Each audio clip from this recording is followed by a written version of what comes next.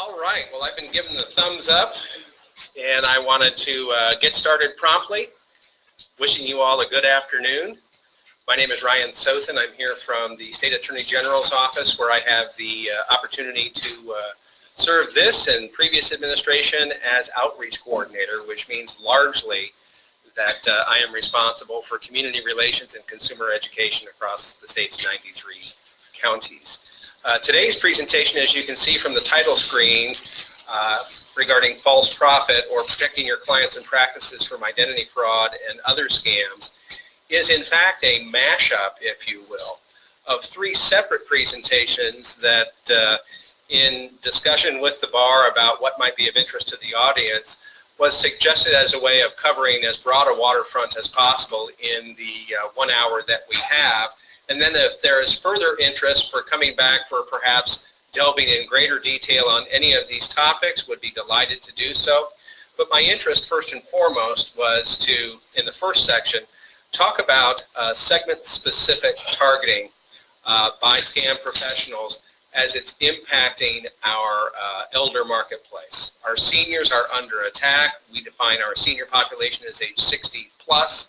And I wanted to give you an awareness of what they're encountering, because seniors certainly have the need, they have the means for legal services,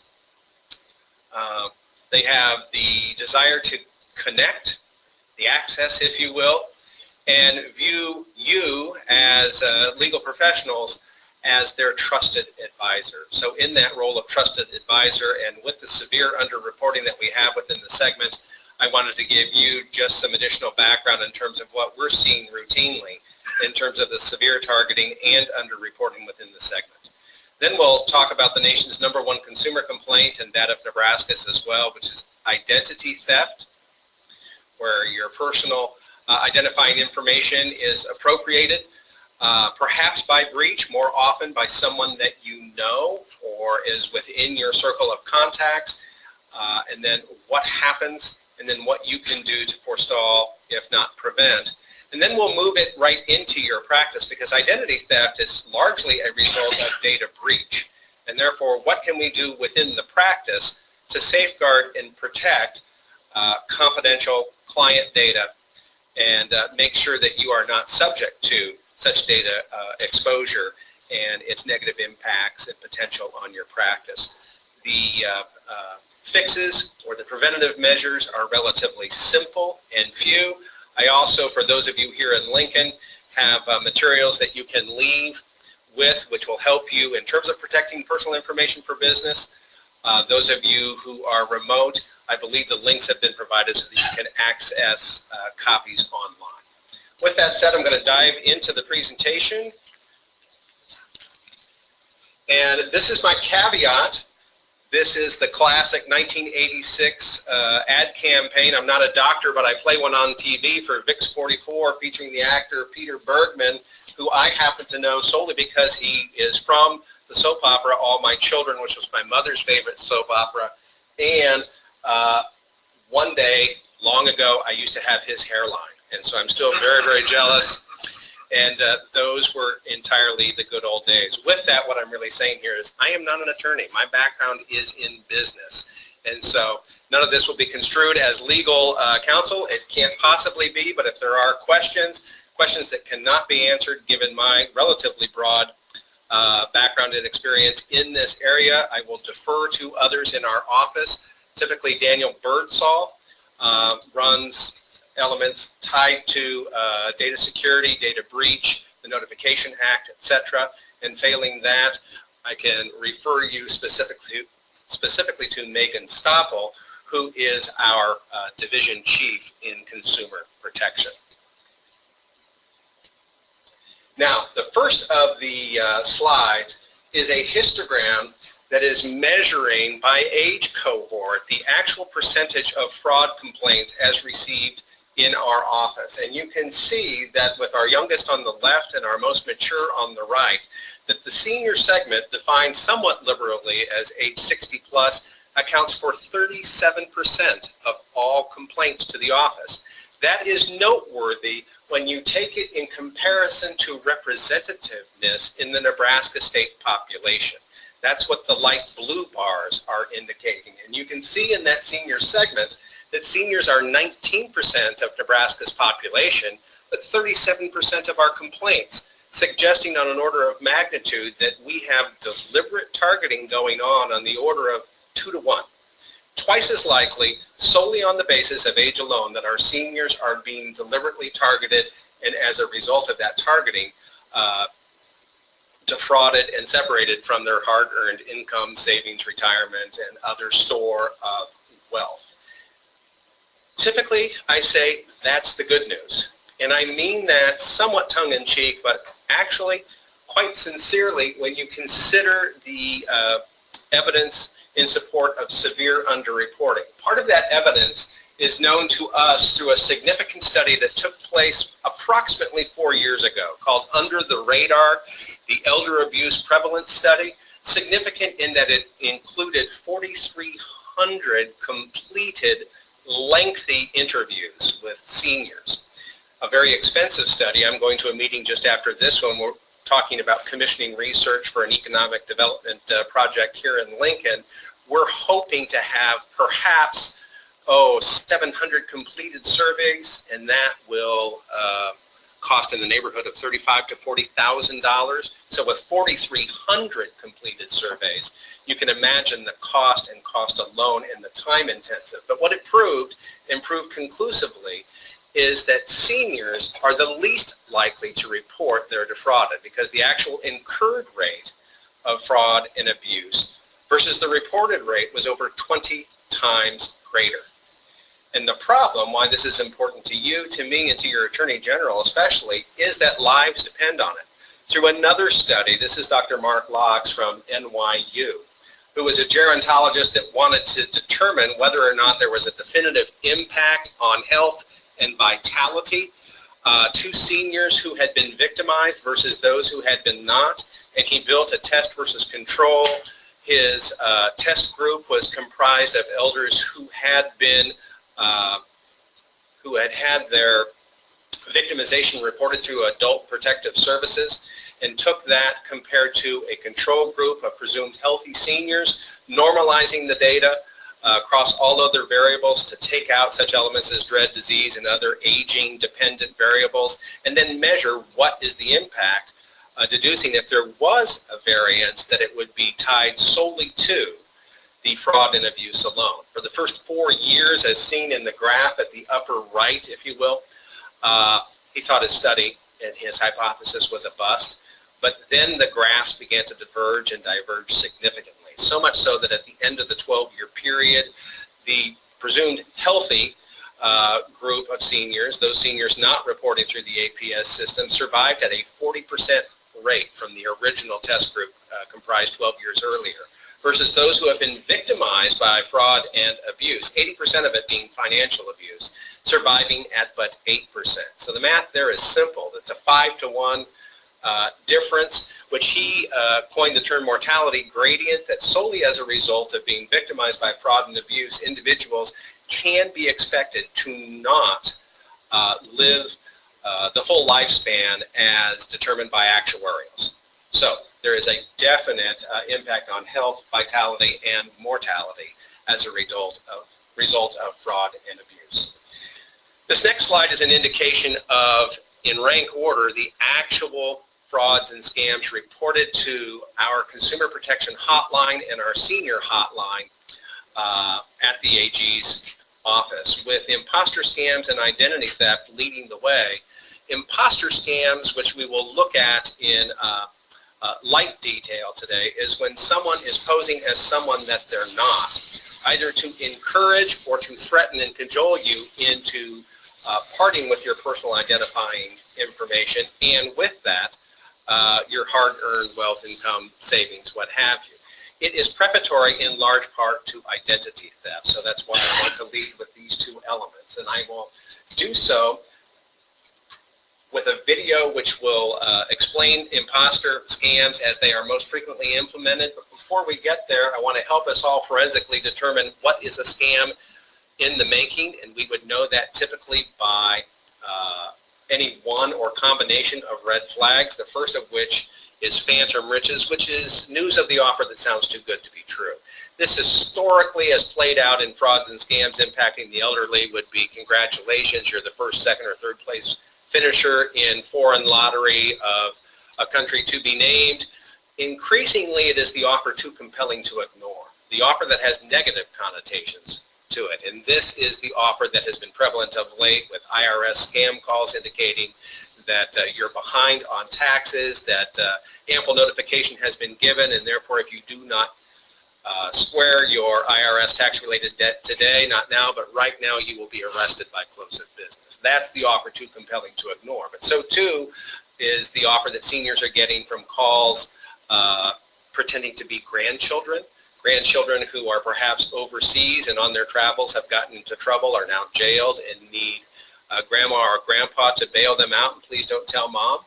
Other offers too compelling to ignore can be such things as Windows tech support calls that we've had complaints from businesses or individuals that your IP address or your email account is sending out spam email. We believe that you have a virus. We are here to show you that virus and then remove it proactively.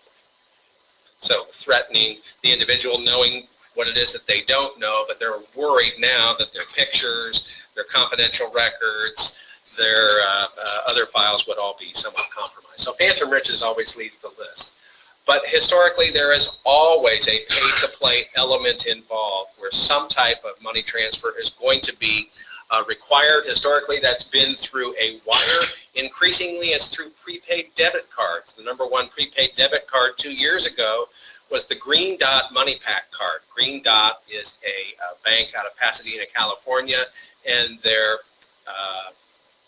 Money Pack was the most widely available and most frequently used by scam artists to encourage the senior or other unsuspecting individual to transfer money from their checking or savings account to load the debit card in the amount associated with whatever their debt obligation was for taxes, for documentation and administrative fees, for you name it.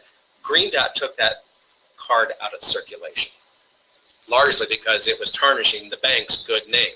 They're still doing the payment processing for virtually every other prepaid debit card on the market. But now the number one scam card in terms of these prepaids is Walmart's own money card.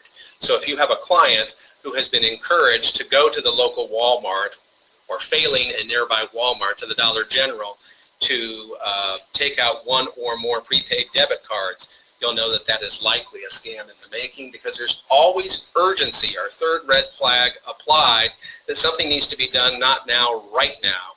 That is, if you're a lottery winner, we've been making numerous attempts to get a hold of you. You've won $2.5 million. There is documentation and administrative fees due. We have need to collect that money now because failing payment, we're going to cede your winnings and earnings to the next person in line, so to speak. And certainly you can see how urgency with the IRS tax-related scam, that if you don't make payment today, you will be arrested, works.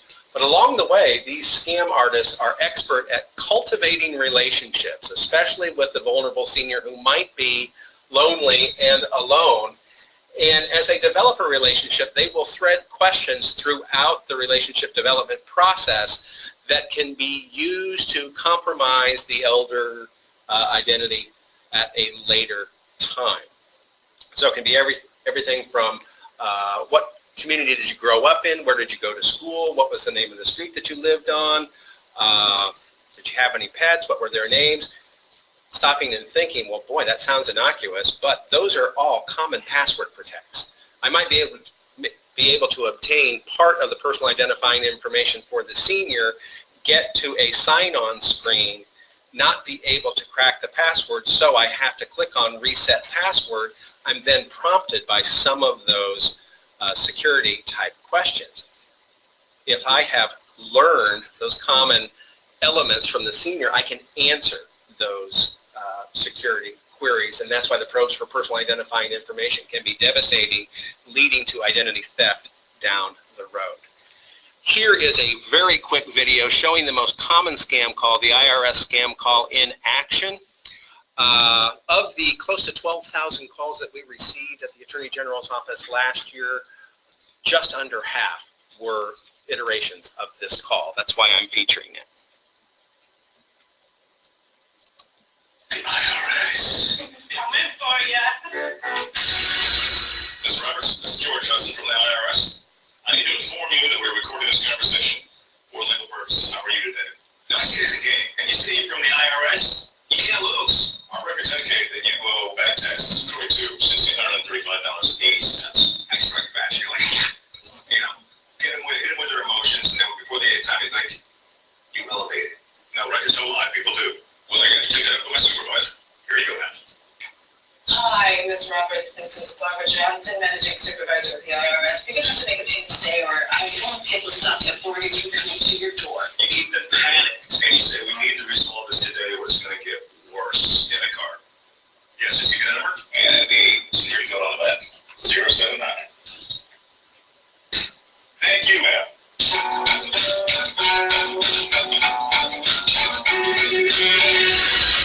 Thank you, people of America. And even though the scariest thing in the video is probably to you the plastic slip covers that are there on the sofa, you can see at least 3 of the 4 red flags in action there, with the offer too compelling to ignore being the I'm sorry if you don't make payment today, I won't be able to keep the authorities from your door, using the threat of IRS action to intimidate the individual, and you could even hear him layer on the intimidation with, no man, figures don't lie, but people do. Well, fine, take it up with my supervisor then.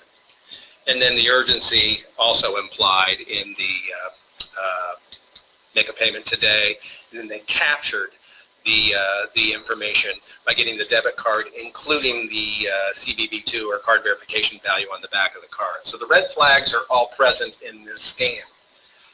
Now, the IRS acknowledges that these calls have become routine and is doing its best on its website since February of last year, 2016, to convey to consumers what the IRS will not do. And the IRS does not make telephone calls, certainly not demand calls for immediate payment, without presenting a bill, allowing that bill to be discussed, debated, even negotiated. They will never require that you make immediate payment, ask for payment information over the phone, or specify form of payment, much less failing any of those elements, threatening you with certain arrest or with a potential lawsuit. So when I'm talking in a group of seniors, I like to, just for levity, say, so next time you get a call from someone purporting to be from the IRS, and you, in your lifetime, have ever wanted to tell the IRS where to go, this is your opportunity.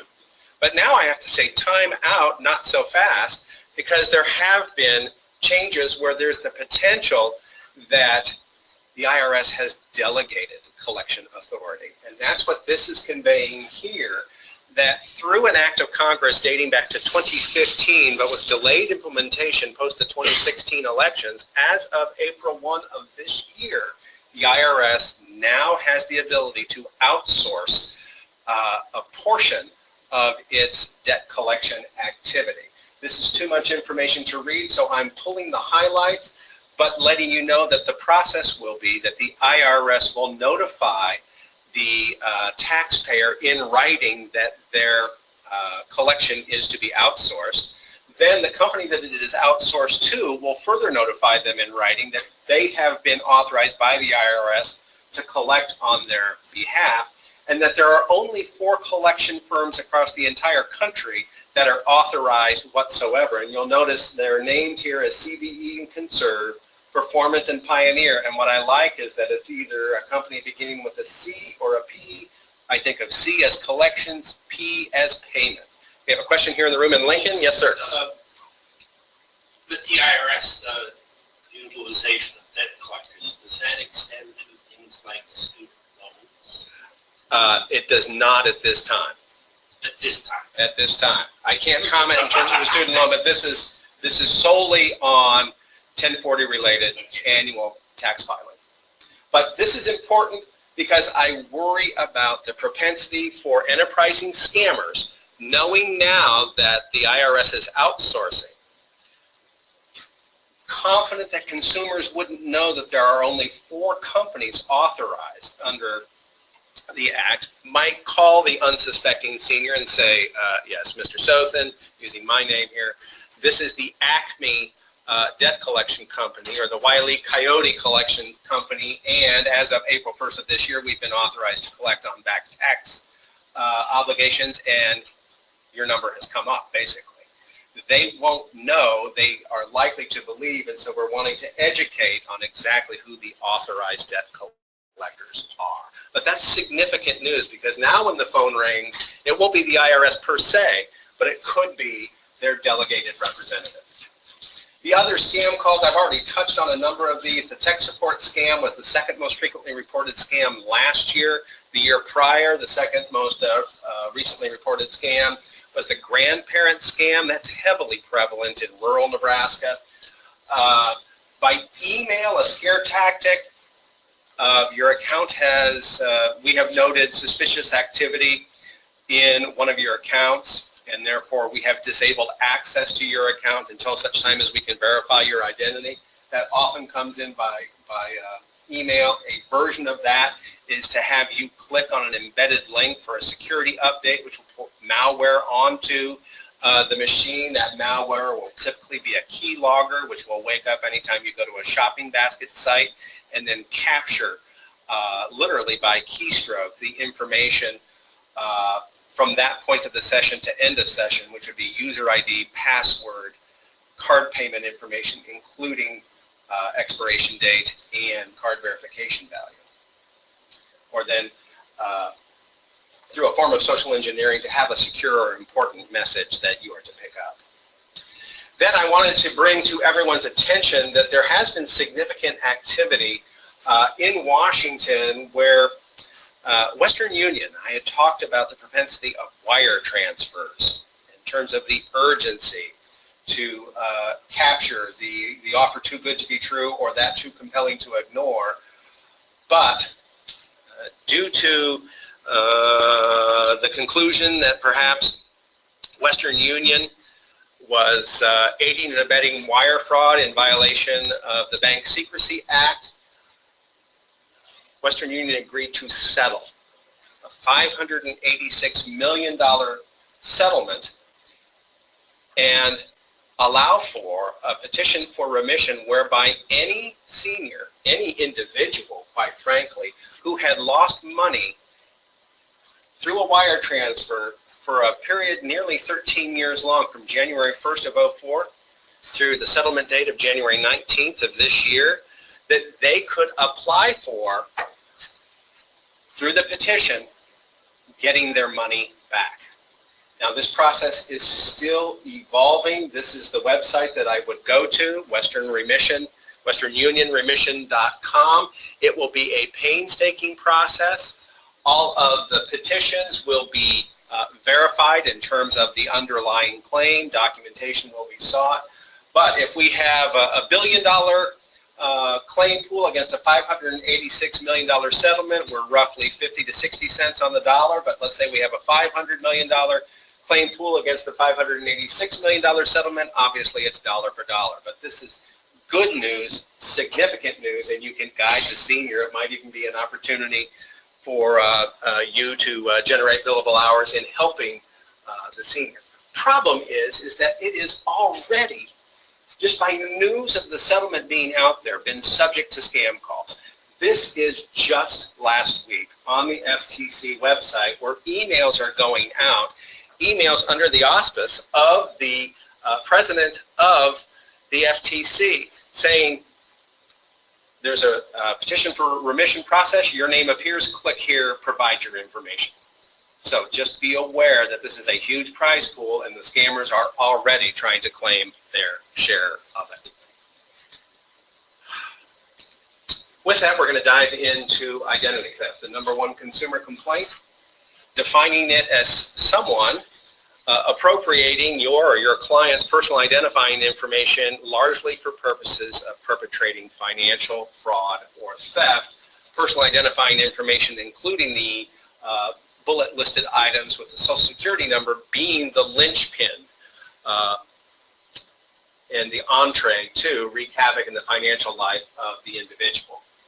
Now, it is on the rise, and significantly so. For 15 years, it's been the nation's leading consumer complaint. Last year, total victimization nationwide amounted to $16 billion in revenue lost, or if you will, obtained by the scam artists, with 15.4 million victims, and that was a significant increase over the year before.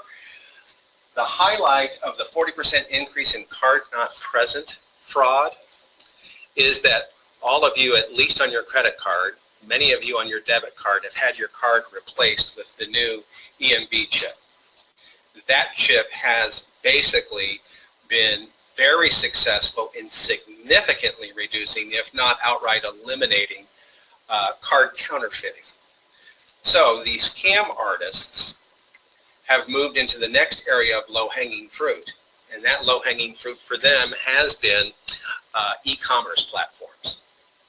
And as we saw last Christmas time, so November, December time period of 2016, Amazon became the nation's #1 retailer for a time in terms of online sales, actually eclipsing brick and mortar based sales, causing restatement of earnings for the Walmarts and the Dillards and the Macy's of the world. But they've moved into this arena. That's why that card verification value, the security code that was being asked for in the video of the IRS scam call, is so pertinent, and that's why eliminating data breaches as a source of data loss is so key. The frequency has increased. From my time in office, identity theft used to be once every 9 seconds to now once every other second. And though the number of victims is increasing, the overall take rate has been decreasing over time as it moves steadily into the mainstream. Now, what's driving identity theft? You probably want to go right to the center, when in fact I want to keep you focused over on the left-hand side, because new account origination is the primary driver of identity theft. And by that, we have the 33% at the far left for credit cards and the 12%, the third from the left, for bank accounts. And this is the thief within 24 to 72 hours taking the stolen Social Security number and online applying for as many new credit cards and online banking accounts as possible. So 45% of all identity theft is driven by new account origination as its motivation.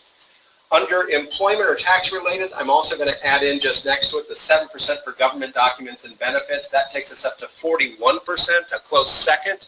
What we're talking about here is a stolen Social Security number being used for purposes of securing employment, so generating a base income. That stolen Social Security number is then designed and used to supplement income by the thief applying for as many of our means-tested welfare benefit programs, be it supplemental nutrition and assistance, temporary assistance to needing families, any one of those 80-plus means-tested programs. It's a way to supplement income, and then they can generate additional free cash flow by using the Social Security number to file fraudulent tax returns. 25 to 30% of America files in the last month, and in fact, within the last 2 weeks of filing seasons, these thieves are using the stolen Social Security number on the first filing day or first filing week of the year, submitting fraudulent tax returns, because the average tax return for a U.S. consumer is $3,100. So they're padding their nest that way. So for revenue generation, supplementation, and income, cash flow through the credit cards and the bank accounts. I'll also point to phone and utilities. That has grown 30% in the past year. Buy this. If you have a client who is coming in and saying, I'm getting all of these bills from utility-like companies, be it LES or the cable company or my cell phone, and it's my name, but it's not my address. It's not even in this state. What's going on? It has to be a clerical error. It's not a clerical error. Increasingly, that is a red flag warning of identity theft active and underway in the client's life, because increasingly stolen credentials are being used to cover utility like bills, because An individual, once they're employed, has free cash flow, still has shelter needs, and around those shelter needs, they have the same expenses that we have in terms of gas, water, heat, electric, landline telephone, increasingly cellular phones, and then cable TV, whether it's terrestrial or landline. So a prime opportunity to go out and access the client's credit report to check on any new filing activity. How identities are stolen. There are many methodologies. I will talk in the segment about safeguarding your practice information about stolen, weak, or default passwords. The point that I want to make here is third bullet on unsecured internet transactions. If you are the type when you travel, and I'm a road warrior, so I'm accessing free internet often, but please be aware that the overwhelming majority of internet, be it at the hotel, be it at the coffee shop, or wherever internet is provided, is unsecured. So be very, very careful as you're accessing your systems to guard against, therefore, what's known as a man-in-the-middle attack. And to give you an example of how identities are stolen through unsecured internet transactions, let's say you go to any Starbucks. If you head west because you have a client in Kearney, North Platte, Scottsbluff, wherever, your first stop when you leave Lincoln is to go to the York Starbucks, right off the interstate. And you're going to sit down, you've got a few minutes, and you're going to do some confidential communiques, and you're looking for the free Wi-Fi. Well, you should know that Starbucks nationally is in relationship with AT&T to provide Wi-Fi, and so the password connection, when you look for the Wi-Fi connection, is invariably AT&T Wi-Fi. If I am an identity thief, I'm there hanging out at the Starbucks with my laptop open, earbuds in the ears, and working hard at it. But I have set up a hotspot which now will mimic the appearance of the router being used by Starbucks, only I will call it free Starbucks Wi-Fi. So you go through, you see AT&T Wi-Fi, okay, that's somebody else. Oh, free Starbucks Wi-Fi, and you connect, and then you go ahead and you make your transaction and communicate however you see fit. All of that information is being passed to me, first and foremost. I'm stripping it off, and then I'm passing it through the AT&T router so that you're none the wiser. That's known as a man-in-the-middle attack and happens more often than you know. Be careful from your hotel room as well, no matter where in the country that you go. Be sure you have a user ID and password requirement. Otherwise, surf the internet to your heart's content. Go to your favorite news website or the Weather Channel, but be extremely careful about doing any online banking or any privileged client information unless you can sign on in a secure environment. I know in our office we sign on to a virtual private network and use a token so that we have a guaranteed secure connection that way. Then it looks for my hotel room as if I'm accessing my desktop in that room. That's what I would recommend. Failing that, if you travel, let's say, with an iPad, and your iPad is 4G LTE enabled, so it can access the cellular network, that's more secure than hotel Wi-Fi. All right? Now, the point that I was making at the outset is that we have severe underreporting within the senior segment. And identity theft being the #1 consumer complaint and impacting all of us, regardless of age, at least 18% rate overall. Identity theft is not a crime unless you report it as such. And so the reporting protocol is to contact local law enforcement, and it matters not if it is local police, county sheriff, Nebraska State Patrol. We now have a requirement under the Nebraska revised statutes that any law enforcement individual must take the report and then provide copy of same. Then close the impacted accounts and make one telephone call, and that call should be to one of the 3 credit reporting bureaus to have the account flagged for the suspicion of identity theft. And that flagging, the reason that you make one call is that the 3 databases of the credit reporting bureaus are interlinked, and so calling one will update the other 2 through that database linkage in less than 24 hours. But the flagging of the account, since within 24 to 72 hours, the thief is typically online trying to originate new loans and sources of income, that requires that the credit provider verify the identity of the credit requester. So it goes old school. It's 2 forms of ID, one of which will be a picture ID.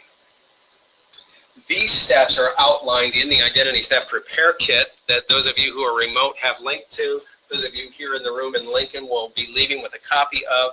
These steps begin on page 7 and are followed by a series of pages regarding symptoms, so that if you or your client is uncertain as to whether or not they've been victimized by identity theft, they can check against the symptoms checker, and it will then tell them if this symptom occurs, here's what you need to do by way of action, and here's whom you need to contact by name, typically of business, address, phone number, web address.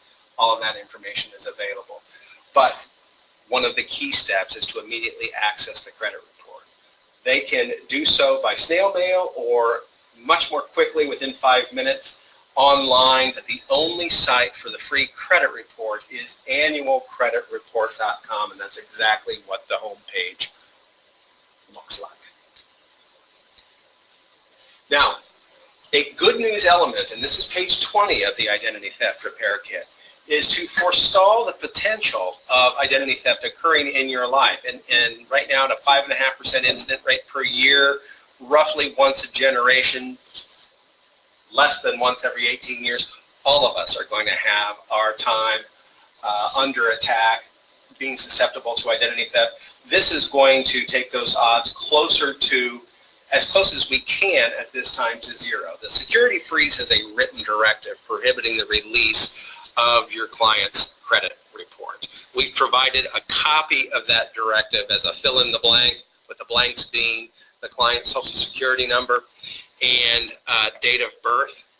But you submit that directive to each of the 3 credit reporting bureaus with $3, and it puts the client in total command of their credit report, prohibiting its release unless the client consents to it and thaws the credit, which they can do online or more typically by phone with a user ID and password. What's significant here is that this is the basis of all retail branded identity theft protection services. And you and your clients more than likely have heard of the space leader by name in this segment, a company by the name of LifeLock.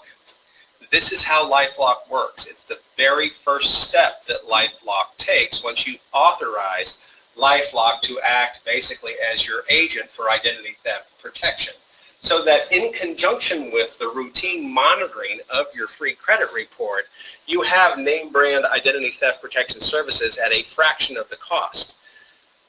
LifeLock, for example, depending on which plan you buy, is $10, $20, or $30 a month ongoing, more for families, as opposed to $9 basically one time. And in the senior segment, since seniors are strategic rather than tactical users of credit, then it'll be a $3 fee that applies for any thaw. If they want to buy a new car, if they want to finance a trip around the world, or a grandson, granddaughter's college education, fine. You can lift the freeze temporarily for an hour, for a day, for a week, permanently. It's at the discretion of the individual. Very inexpensive and effective coverage overall. Again, this information is contained in detail in a series of FAQs as to how it implements on page 20, beginning on page 20 in our Identity Theft Repair Kit. This is a copy of the Identity Theft Repair Kit. The Attorney General Office consumer website is provided for you there, and under the Resources tab, you'll find not only the Identity Theft Repair Kit, but our Preventing Senior Fraud book as well, which is quite robust in terms of all of the frauds and scams that are not included as part of this presentation, but it's good and helpful information to protect your elder clients. Now, we want to get to perhaps what brought many of you here for this Lunch and Learn, and that is at your practice what you can do to safeguard you and your clients' confidential information. It makes, obviously, Captain Obvious here, if you will, from hotels.com. It's just plain good business sense, because we have a responsibility to keep that information confidential. We don't want to lose face, much less trust for and from the clients for its potential negative impact on profit per partner, or perhaps exposure of the firm to suit. And data breaches do lead to identity theft. The ratio is that if a data breach occurs, the individual is 8 times more likely to suffer identity theft as a result. So that's why this is so important from the client perspective. And what I want to do is touch base, referencing some of the key points available to us through now the space leader in commercial data breach investigations. It's Verizon.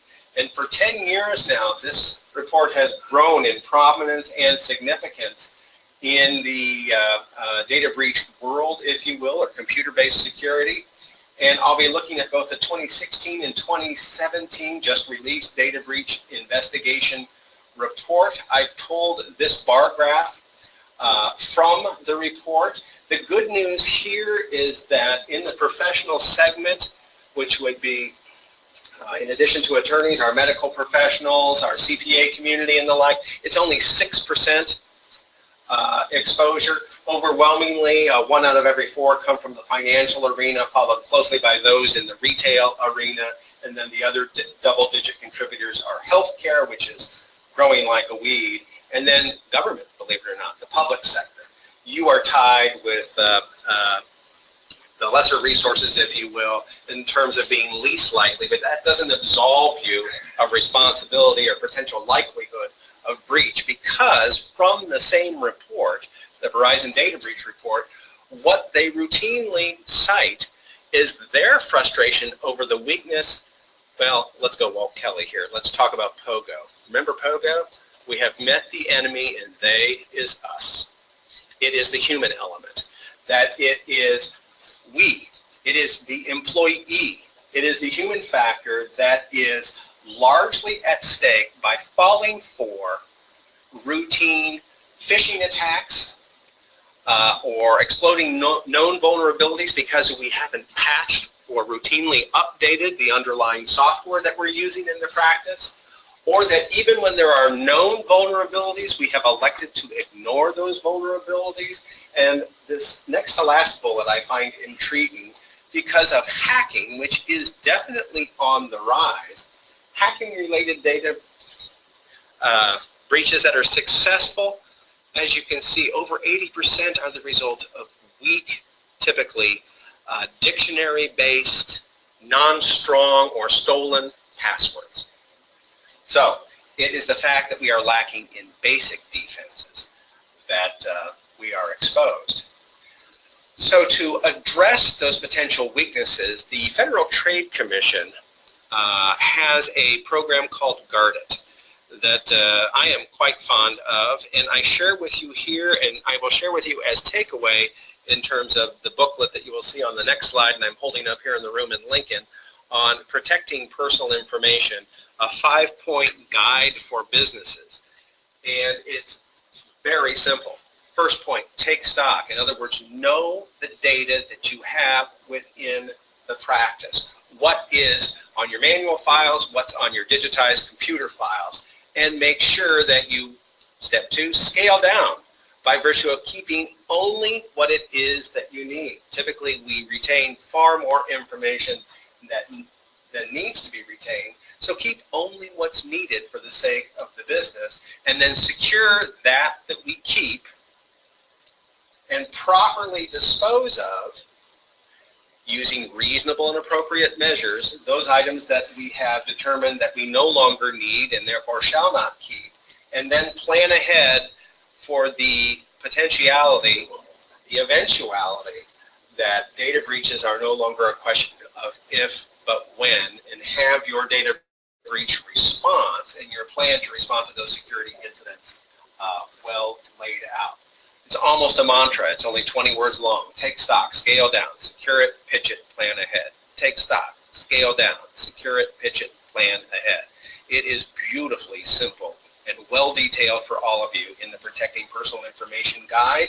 Here is a copy of that guide here, and its web address It's available for bulk order on the FTC website, where it is free, including the shipping.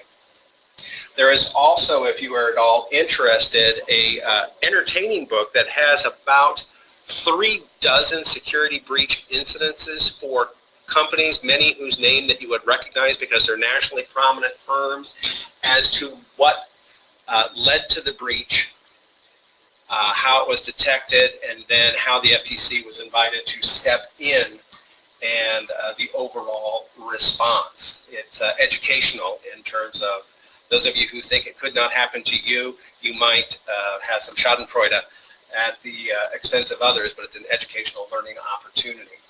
Now, I want to talk about the passwords. This gets under the secure it. This is item 3, but I harken back 3 to 5 slides ago. We were talking about the Verizon data breach data, where over 80% of the successful breaches were due to weak, stolen, ineffective passwords.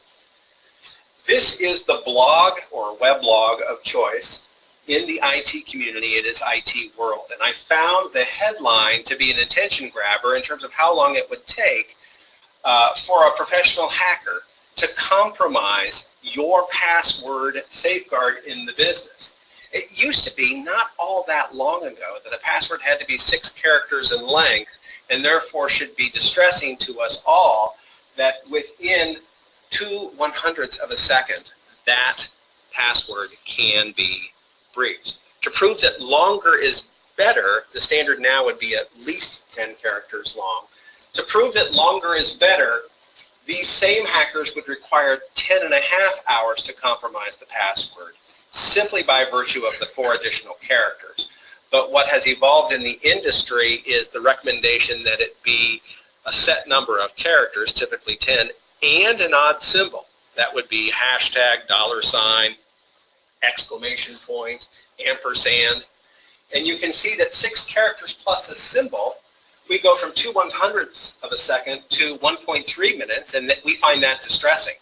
But that's 3,800 times stronger. So if we go 10 characters at 10.5 hours and we go 3,800 times stronger, shouldn't that take us up to, maybe 3/4 of a year? I think you'll be surprised. 10 characters plus a symbol takes us to a half century in terms of the permutations, combinations, and the brute force attack. So a good password and security hygiene program in the practice, which begins with strong passwords, passwords that are changed routinely approximately every 90 days and fall into this, structure, will go a long way to beginning the safeguarding process.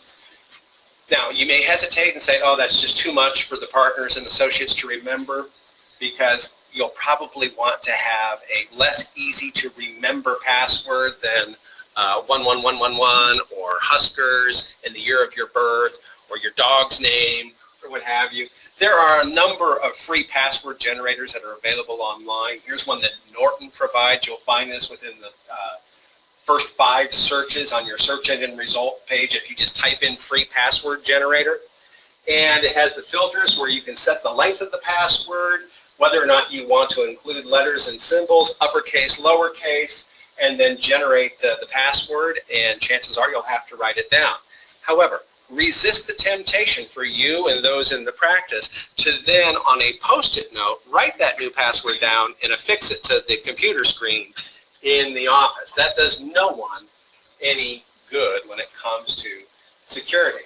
Then have fun with it, because if your new hygiene program within the practice is we are changing passwords every 90 days, they're going to complain because they run out of creativity after about the 3rd password change. This makes it a game.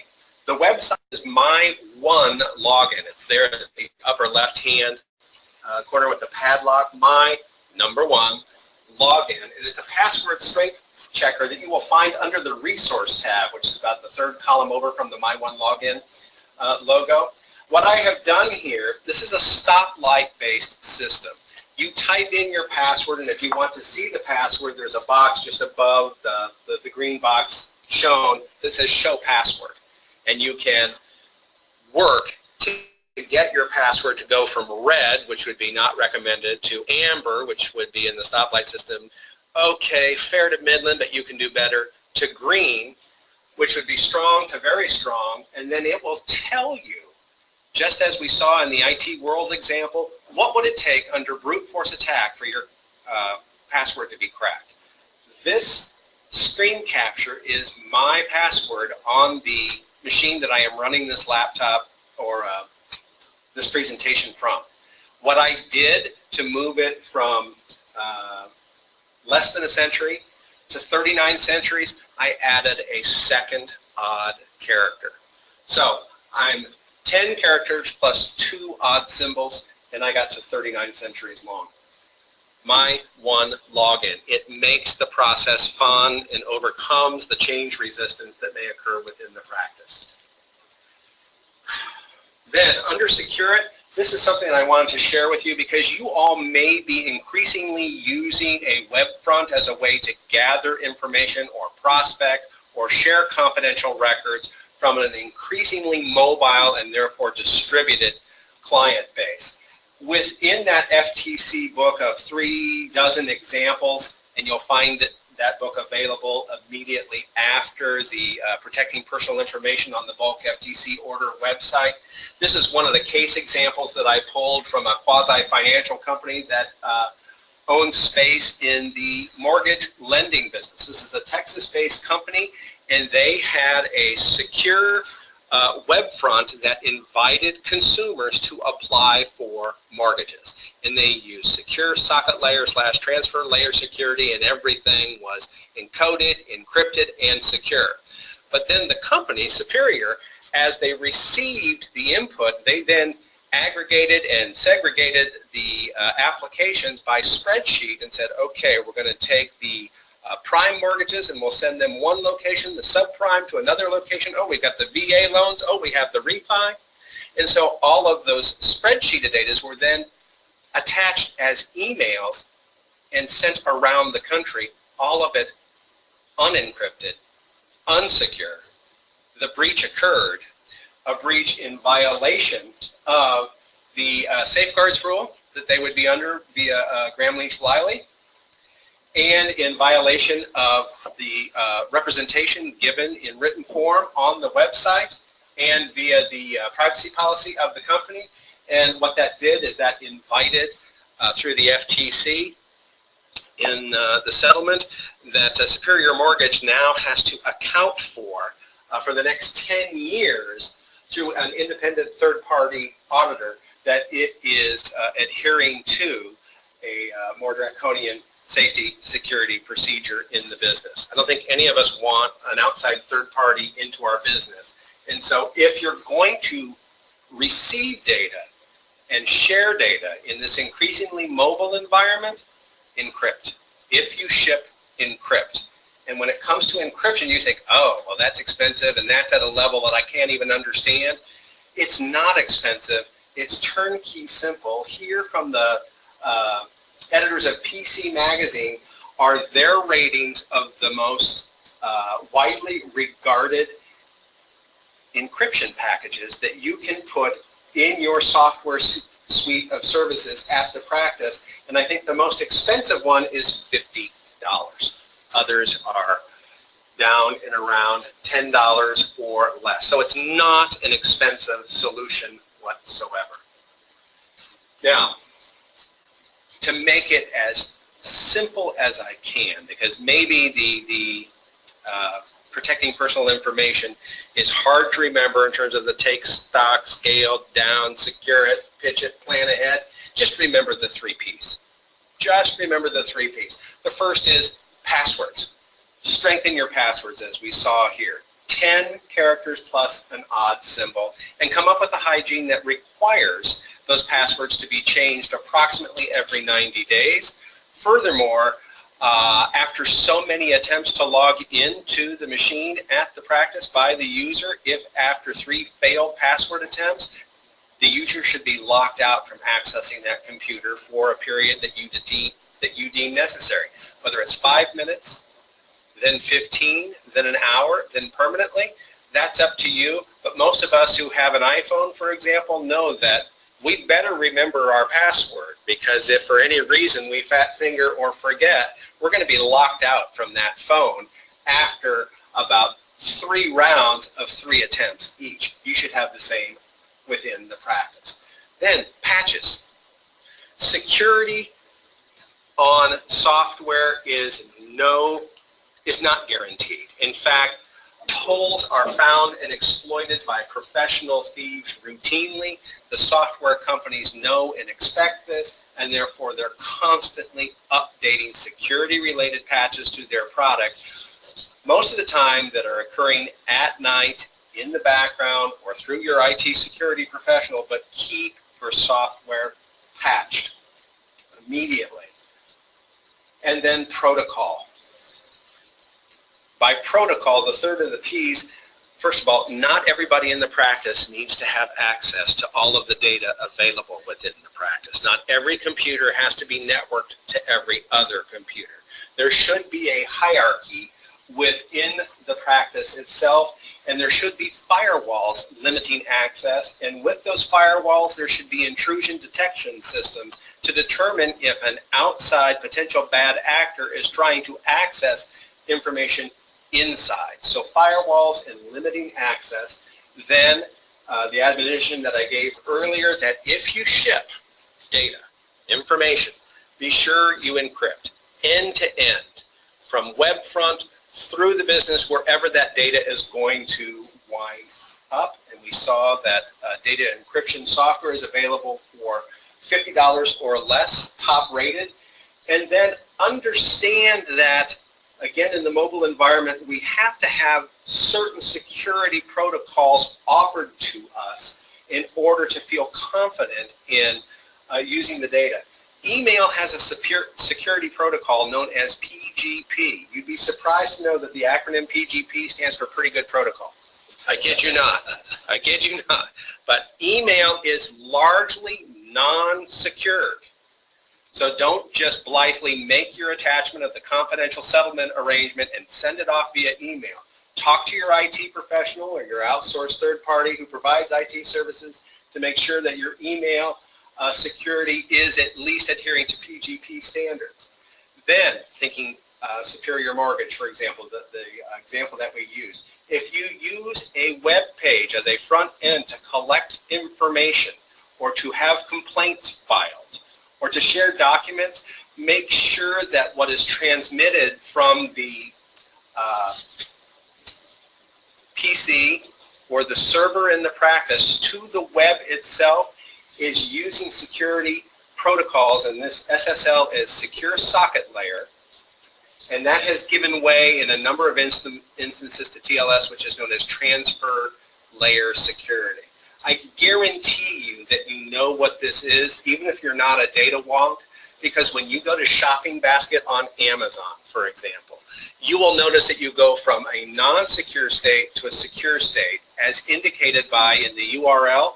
It goes HTTP, which stands for Hypertext Transfer Protocol, which is the language of the internet, to HTTPS, which means secure. The URL area where you have typed typically is clear. It will go to green. So from clear to green. And then at the end of the URL address, a padlock will appear. And that padlock will be closed. That threefold test is a clear indication of Secure Socket Layer operating successfully within your business. I'm not savvy enough to know all the ins and outs of transfer layer security yet, but it is simply a further advancement of the SSL environment, and your IT professional can guide you through. And then recognize that in the internet, for the fact that we are interconnected using the internet, that it has its own protocol as well, known as IPsec for security. So just talk to your IT professional to make sure that as you are working with mobile data, that you have this type of security from device to internet access to across the internet, machine to machine, site to site. And with that, additional information can be found on our consumer website, which is new as of this past spring. For the sake of the clients that you represent, especially your seniors, these first two tabs to the left, the tiles that are at the center of the page, are how to file a complaint or report a scam. Then for additional information on identity theft, that's the third tile, including everything that's in the identity theft repair kit, inclusive of the security freeze, data breach notification requirements, and other elements if you need to report a breach within the business as a dedicated tile. So we tried to make it very easy and intuitive to navigate. It also has a slightly different but no less agile and easy to use phone-based interface. And if you think I am long verbally, I'm just as verbose in written form, but here under the identity theft tab shows you all of the different information. Here's the security freeze information, so it's quite robust, thorough in hopefully every detail. I would also encourage you to bookmark the consumer section of the Federal Trade Commission's website. This is a screen capture because it includes data security, especially data security for small businesses, which I will construe the majority of law firms to be, and then additional guidance, the latest information, including what are the latest breaches, so on and so forth. And with that, our contact information is available to you all by toll-free number, local number, and a couple of different websites. I would be happy to entertain further questions. I would also do one little bit of self-advertisement. I am frequently asked if I will come out and provide this type or similar types of presentation within the practice or to the practice's clients, and I routinely do so. Customer appreciation events, consumer education events, employee education. Tomorrow night I'm doing one for Merrill Lynch, for example, as a customer appreciation. So if you'd like, there was a tile on the website that said schedule a presentation. You can schedule the presentations there.